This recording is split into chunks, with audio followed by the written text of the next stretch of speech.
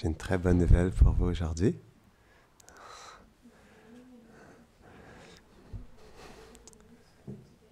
Aujourd'hui, c'est l'anniversaire, le jour de l'anniversaire de l'installation de d'Avali et Yamuna Mata, les vaches de Krishna et Balaram.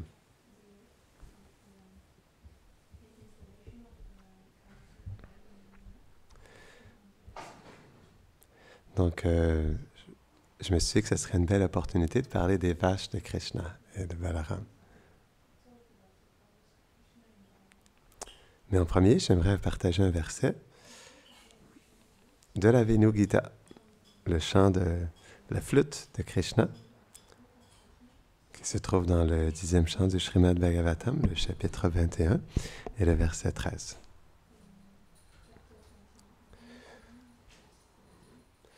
Om Namo Bhagavate Vasudevaya.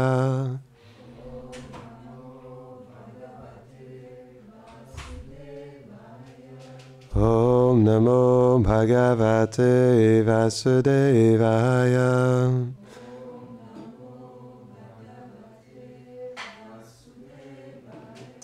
Om Namo Bhagavate Vasudevaya.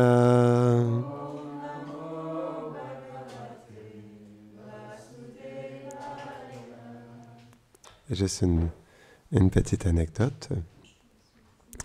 Donc, la première fois que j'ai rencontré les dévots, c'était au Karnataka, dans le sud de l'Inde. Et j'ai passé 4 mois dans cette communauté qui suivait les enseignements de Srila Prabhupada. Donc, c'était dans les montagnes, retiré de toute civilisation. Il n'y avait pas d'électricité. C'était la vie de village simple. Et le premier service que j'ai fait à Srila Prabhupada, c'est m'occuper des vaches. Parce que dans ce village, il y avait 13 vaches. Et donc, le matin, je me levais. Donc, en premier, je trayais les vaches. Ensuite, je nourrissais les vaches. Et parce que comme ils passaient la journée dans la jungle, ils avaient des grosses tiques sur leur peau. Avec mon pouce, j'enlevais les tiques. Je les brossais. Et après ça, avec un bâton, je les amenais dans la forêt. Ça a été mon premier service. C'était vraiment spécial. Et je me rappelle quand il y avait la vache qui était la plus aînée. Elle était très grande. Et donc, je la trayais. Et je me rappelle, en fait, c'était vraiment spécial parce que à Vraj, les vaches de Krishna, elles ont un sentiment maternel envers Krishna. Et ici, on peut sentir ça aussi. C'est matériel. Mais les vaches, moi, je me rappelle, quand je trayais la vache, je me sentais comme un enfant. Et je la sentais comme une mère. Elle se tournait, elle me regardait pendant que je la trayais. C'était vraiment sweet. C'est pourquoi, en fait, les vaches, elles nous amènent vraiment dans la vertu, mais plus que ça. En tout cas, moi, c'était mon sentiment, mais elles faisaient naître l'enfant intérieur que je suis. Hein? C'était vraiment spécial. Donc, même dans ce monde, on peut voir ça. Ouais. Ok, donc j'ai un beau verset à vous partager. Gavashta Krishna Mukhanirgata Venu Gita Piyushamuta Bhita Karma Putai Pibhantya Savasnutastana Payaka Valasmatastur Govindanatmani Drishashru Kalash Prishantya. Utilisant leurs oreilles dressées comme des récipients, les vaches boivent le nectar du chant de la flûte qui sort de la bouche de Krishna. Les veaux, la bouche pleine du lait d'épis humide de leur mère, restent immobiles alors qu'ils reçoivent Govinda à travers leurs yeux emplis de larmes et l'embrassent dans leur cœur.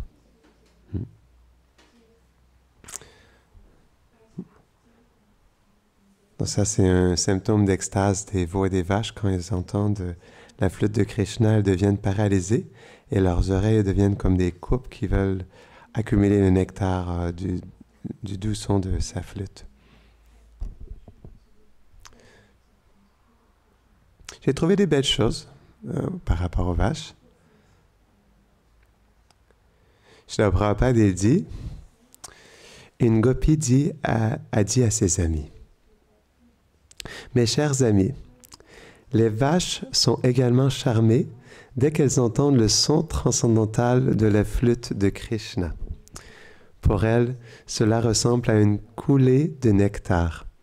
Et elles dressent immédiatement leurs longues oreilles juste pour attraper le nectar liquide de la flûte. Quant aux veaux, on les voit avec les pieds de leur mère enfoncés dans la bouche, mais elles ne peuvent pas téter le lait.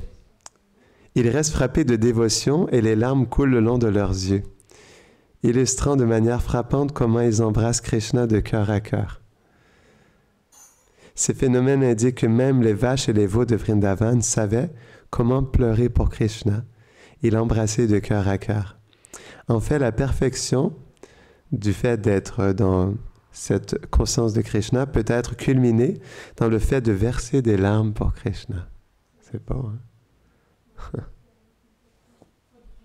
Hein? Ouais, je n'ai pas le texte. Ouais. On va y aller tranquillement. Hein? Donc, so these phenomena they indicate how the cows and the cows of Vrindavan, they know how to cry for Krishna and embrace him heart to heart. In fact, the perfection of Krishna consciousness can be culminated in the fact of tearing tears for Krishna. Donc, Prabhupada continue. C'est très beau. Donc, pendant que Mère Yashoda, elle s'occupe de lui, il y a un pâtre moustachu qui entre dans la pièce et qui dit « Oh, Govinda, protecteur des vaches, oh, Pasupati Hari, les plus qualifiés des éleveurs de vaches ne parviennent pas à traire nos vaches agitées. Et les veaux ne boiront pas une goutte de lait à cause de leur chagrin. Vos mères regardent la route avec des yeux remplis de larmes, léchant leurs mollets et remplissant toutes les directions de leur meuglement, mooing. Agitées et malheureuses, elles sont incapables de tolérer un autre moment sans toi. Écoute simplement leurs cris pitoyables. Donc, il y a des belles descriptions comment... parce que tous les matins, Mère Yashoda, elle demande à son fils... En fait, ça commence avec les pleurs des vaches. Lorsque Krishna, il est dans le palais de Nandagram, lorsqu'il descend pour retrouver les sakas, pendant ce temps-là, les vaches, elles savent que c'est le moment imminent où Krishna va les retrouver. Et elles se mettent à meugler.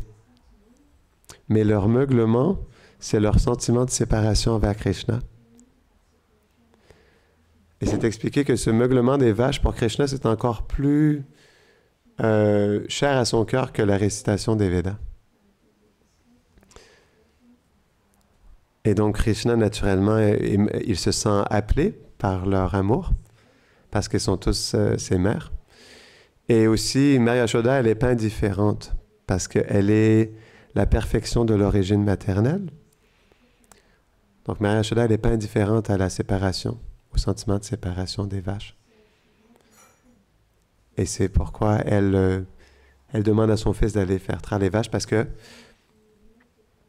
il n'y a pas une vache qui va donner son lait avant que Krishna boive du lait d'une de ses vaches préférées.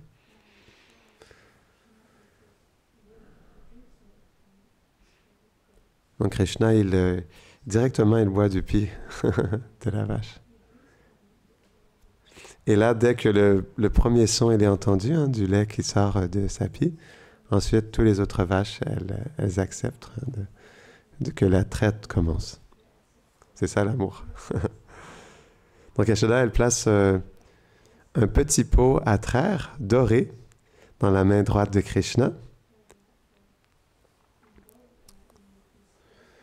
Et dans sa main gauche, elle lui place une corde qui est aussi brillante que l'éclair pour attacher les pattes arrière des vaches pendant la traite. Donc il faut comprendre, c'est pas que c'est obligatoire de mettre ces cordes, c'est pas qu'elles vont s'enfuir les vaches, parce que Krishna il est là. Mais Krishna les attache de son amour. Comme Maya Yashoda, elle a attaché Krishna par les cordes de son amour. Donc, de la même manière, Krishna il attache les pattes des vaches par les cordes de son amour.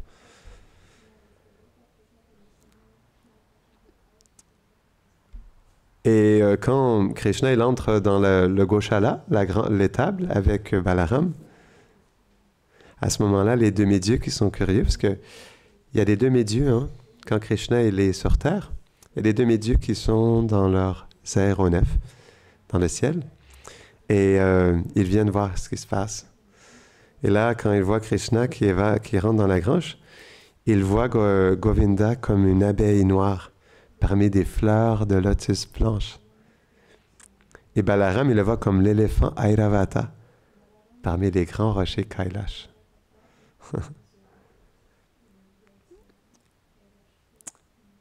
Et en fait, ce qui est vraiment spécial à Vraj.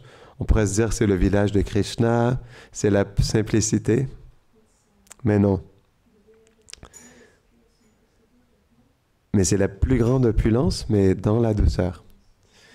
Donc c'est pourquoi l'opulence des vaches qui vivent, et même de leur étable, est encore plus opulent que les résidences des demi-dieux. Donc c'est pour nous montrer à quel point Vraj est spécial.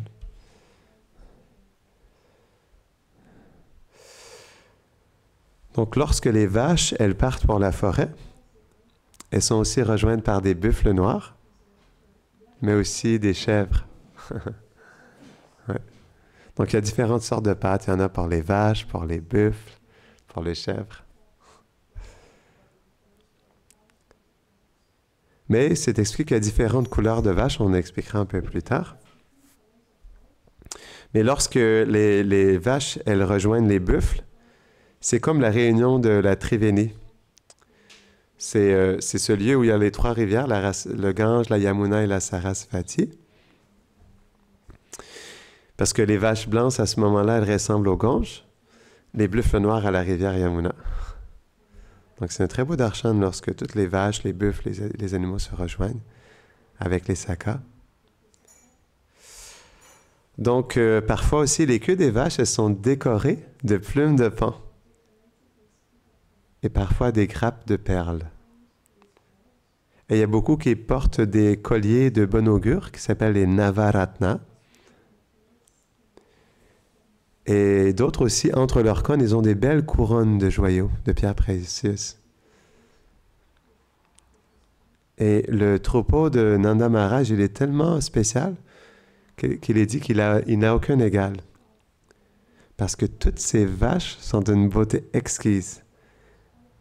Et ils ne sont pas décorés de merveilleux ornements, mais aussi d'innombrables qualités.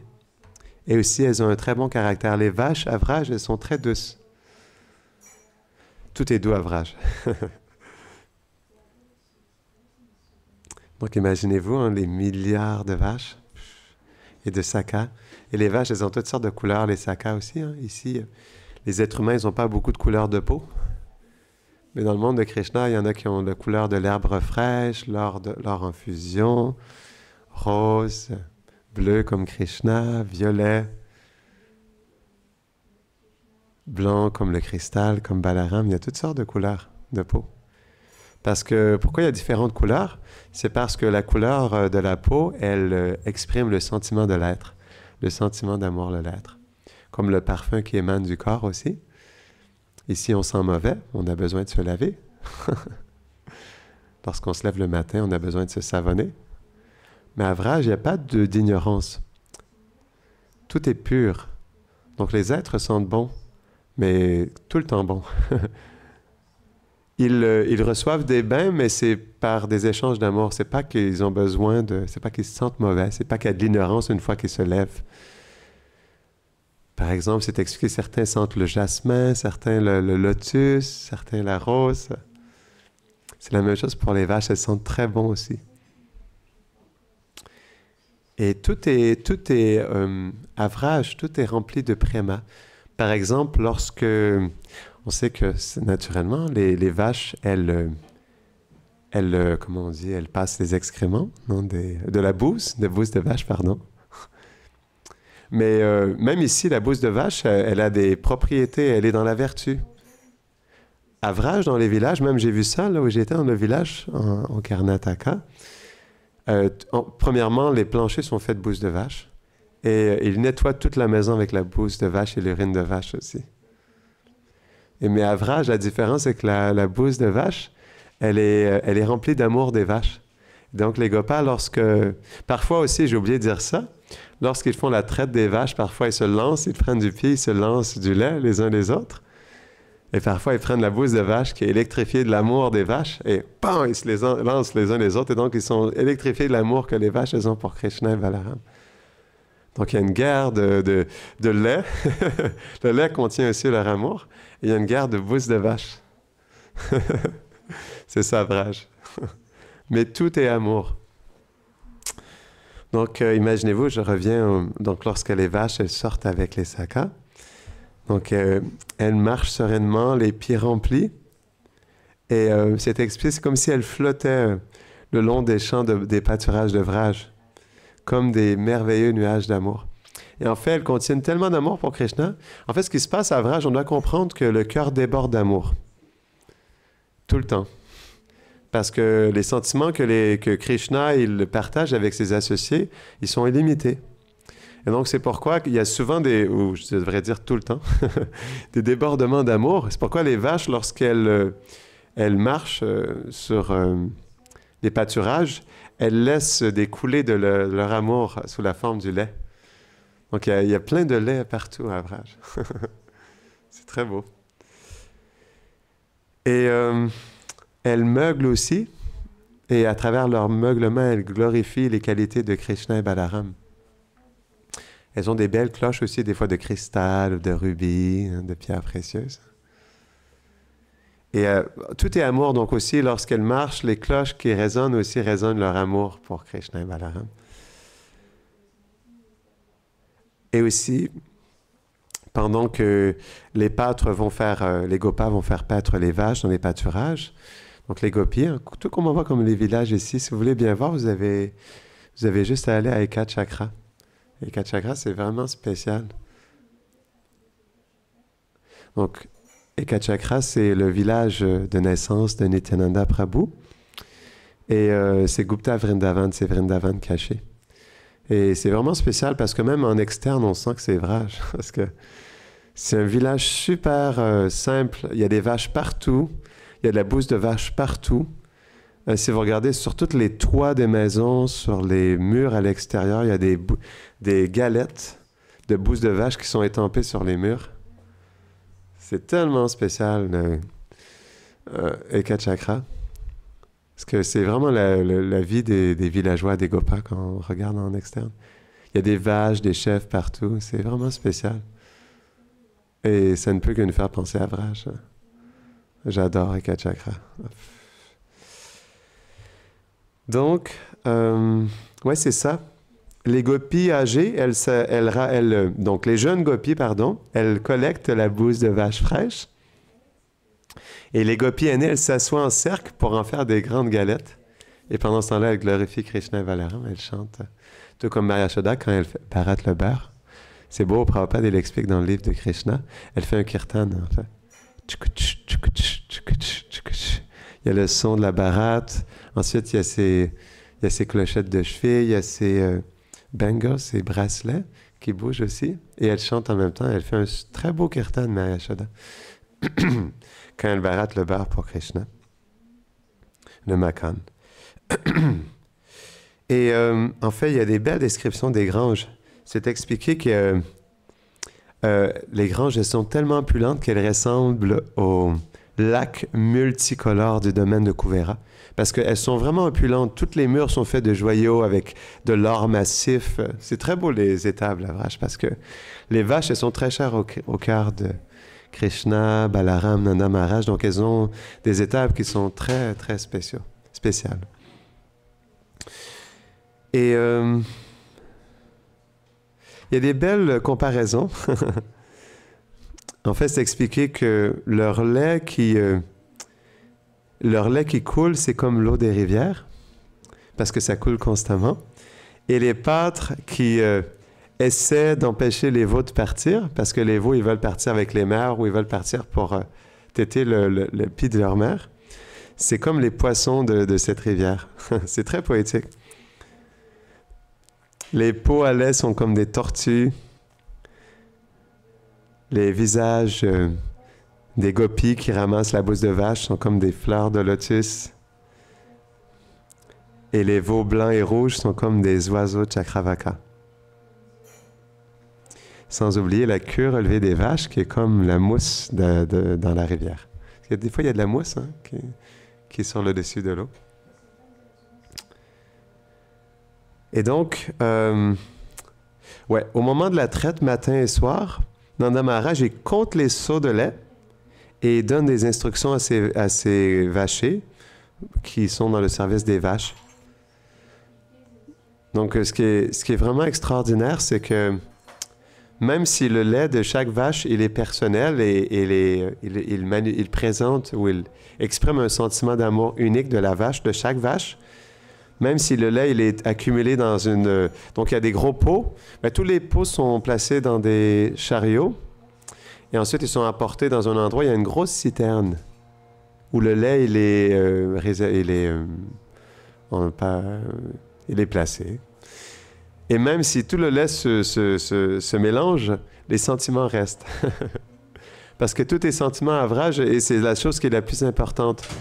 Donc, les laits, parfois, ils ont différentes couleurs, différentes textures. Et une fois qu'ils sont utilisés, ensuite, le sentiment de chaque vache, il est manifesté aussi. C'est ça la beauté d'œuvrage. Personne n'est oublié. Chaque sentiment est honoré pour s'assurer que chacun exprime son amour à Krishna, Balaram, Radha et Krishna. C'est tellement beau ouvrage. Et Vishwanath Chakravarti Thakur, il dit que les vaches Surabhi, ça veut dire qu'elles peuvent, c'est des vaches de Goloka Vrindavan, mais c'est des vaches à souhait. C'est comme il y a des arbres à souhait qui répondent à tous les désirs, les vaches aussi peuvent exaucer tous les désirs. C'est ça, vache. Et Vishwanath, il dit qu'elles sont comme des bijoux Chintamani qui comblent tous les désirs. Leur meuglement est la plus belle des poésies. Leurs veaux heureux sont comme des étés agréables. Et ils lèvent toujours les oreilles pour entendre le son de la flûte de Krishna. Il y a tellement de descriptions, je ne peux pas tout dire parce que je vais parler un peu plus des vaches. Mais au total, il existe 108 groupes de vaches, mais selon leurs caractéristiques physiques, elles ont différentes couleurs. Et il y a 4 couleurs principales dans les vaches. Quelles sont-elles?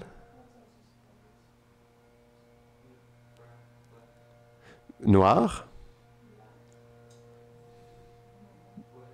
blanc, hein? Non. Red, quelqu'un a dit red? Rouge, ouais. Blanc, jaune, rouge et noir. Ouais, jaune aussi, ouais. Ça, c'est 4 couleurs principales. Mais ces 4 catégories, elles ont 25 autres subdivisions.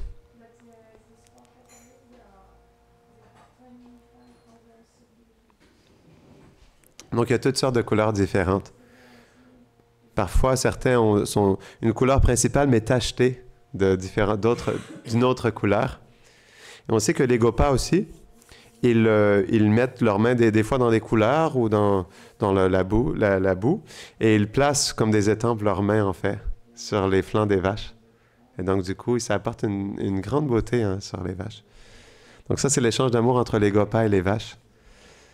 Et aussi, il existe 8 autres qualités comme être la couleur de la pulpe de bois de santal,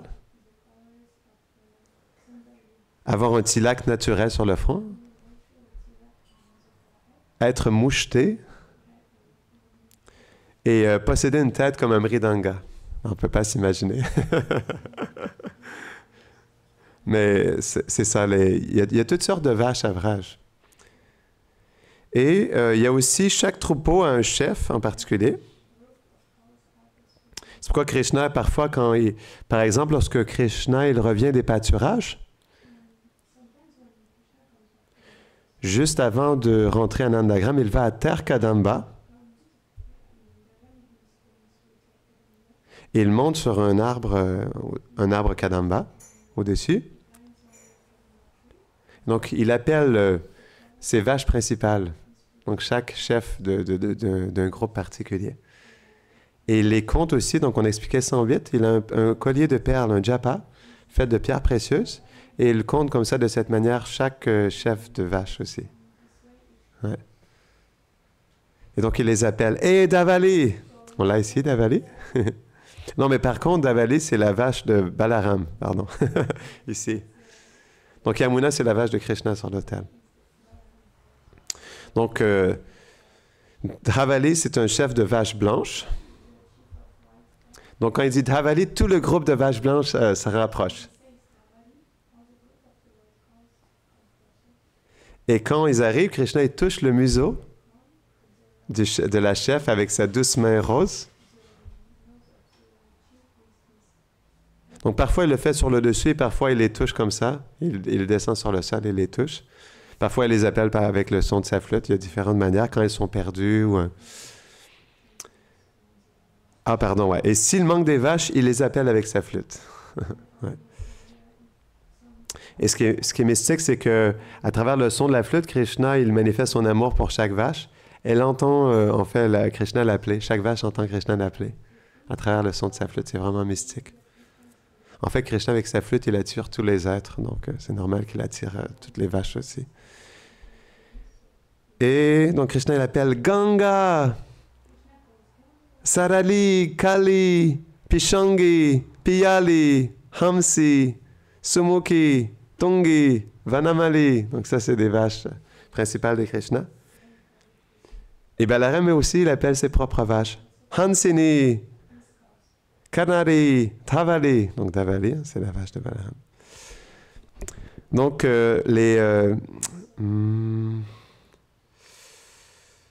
il y a tellement de détails. Pouf! Et là, on est déjà passé le temps, quoi. Donc, je crois qu'on va arrêter ici. Parce qu'on pourrait passer la journée à parler des vaches. Mais je tenais à parler un peu des vaches parce qu'aujourd'hui, c'est l'apparition le jour de l'apparition de Dhavali et de Yamuna Mata. Et tout comme Maria Yashoda, elles sont comme des mères pour nous aussi. Et elles sont installées. Donc, elles sont pleinement présentes aussi. Et on ne devrait pas seulement prier Maria Yashoda, mais on devrait aussi prier Dhavali Mata et Yamuna Mata aujourd'hui. Mais pas aujourd'hui, tous les jours, on devrait les prier. Parce que à Vraj, les vaches, elles ont des relations très spéciales avec les Gopas et les Gopis. Elles sont le cœur de la vie de Vraj, les vaches. Jai Dhavali Yamuna Mata ki, Jai les vaches de Krishna et Balaram ki, Jai Nitai Gaura Premanande. Allez,